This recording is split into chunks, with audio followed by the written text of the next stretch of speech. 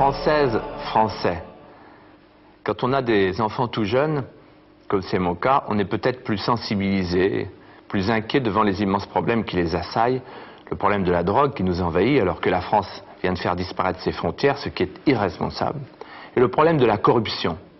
Le danger, c'est le regard de dérision porté sur la politique. Il faut réhabiliter la politique, donner l'indépendance à la justice, lutter contre l'insécurité, rétablir l'autorité de l'État. La sécurité en France, c'est un vrai problème. Vous prenez tous les jours la télévision, les journaux, il ne se passe pas une journée sans que l'on parle de la délinquance ou des vols qui sont en augmentation en France. Depuis quelques jours, les frontières de notre pays sont ouvertes.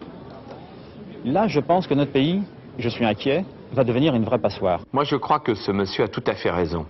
Et j'ajouterais ceci pour l'information des Français. Je suis le seul candidat dans la majorité à ne pas avoir voté, ratifié le fameux traité de Schengen qui a fait disparaître nos frontières le 25 mars dernier. Comment les autres candidats peuvent-ils parler de la sécurité des Français, de la nécessité de lutter contre l'immigration clandestine, alors qu'ils ont ratifié la disparition de nos frontières terrestres, alors qu'ils savent que nous savons, je l'apprends aux Français qui ne le sauraient pas, que 80% des immigrants clandestins qui ont été interpellés en France ont été interpellés à nos frontières terrestres. Si je suis élu président de la République, je rétablirai les contrôles aux frontières de la France.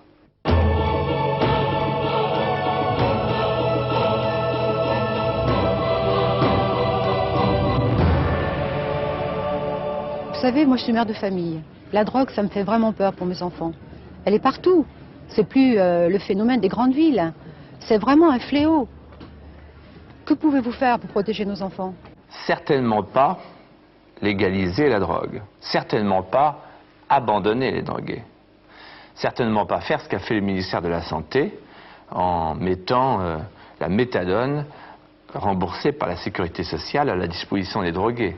Certainement pas faire ce que fait la ville de Paris en distribuant des seringues. Pourquoi? Parce que ça veut dire on lâche prise.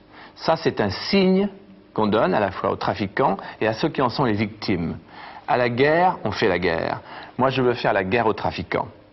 En contrôlant nos frontières, parce que la drogue est en vente libre aux Pays-Bas, et en aidant les blessés. À la guerre, on n'abandonne pas les blessés. Une société qui tient debout, c'est une société qui fait comme un père, une mère de famille. Quand on voit quelqu'un qui tombe, on le rattrape, on le prend dans ses bras, et on lui dit « on va te sortir de là ».